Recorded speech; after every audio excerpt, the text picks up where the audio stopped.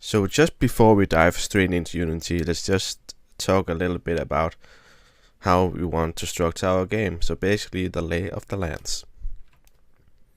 So basically when we structure our game, we have two ways we can split up our files in our structure of the assets. The first one is we do it per object, and that means that for each basically prefab we create a folder for that. So we will collect the scripts and materials and meshes and everything related to that object. We will keep it in its own folder. The other way we can do it is we can do it per type, so that we have a folder for prefabs, a folder for scripts, a folder for sprites. And I think if you are new to Unity, this is probably the structure that you are used to see, and this is because for small projects, and just like this project, it's basically no problem to structure it like this, and it's easy to find all your prefabs and all your scripts because they're all located in the same folder.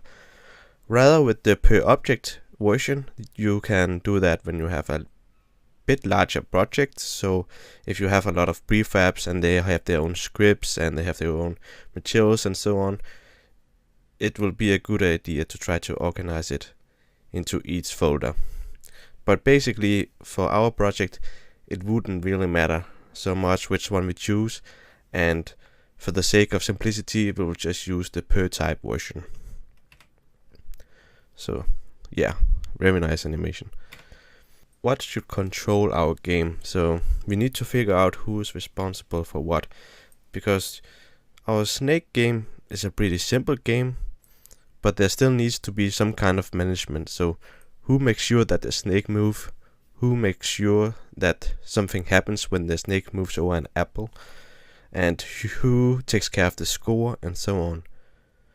So basically we will want a state machine that is responsible for making sure that the game doesn't run if we are paused or if we have a game over. So the state machine will basically have three states. It will have a playing state, a pause state, and a game over state. And we will create an enum that is called state, so that we can easily access those three game states. Then we'll have a couple of managers. We will have a game manager, which is just responsible for setting up the game and letting it run, and how to handle when we have a game over and so on. And then we'll have a crit manager, which is responsible for everything that happens on the crit. So it knows where the snake is, it knows where the apples are, and it knows when something hits an apple and so on. So basically we will have two managers and a state machine that is responsible for controlling the states of the game.